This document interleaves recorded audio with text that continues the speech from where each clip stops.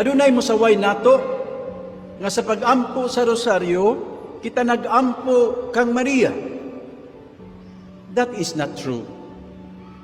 When we pray the rosary, we pray to Jesus through the intercession of Mary.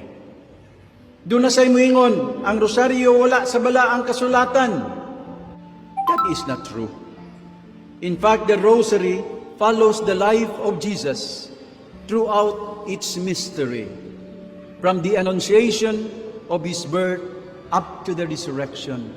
Gikan sa iyang pagkahimugso hangtod sa iyang pagkabanhaw as described in the Gospels. Mga igsoon, sa iyang mga apparitions, ang mahal nga inahan, nagdasig nato kanunay, nga mag-ampo sa rosaryo matag adlaw, alang sa kaluwasan sa mga kalag, ug alang sa kalinaw sa kalibutan.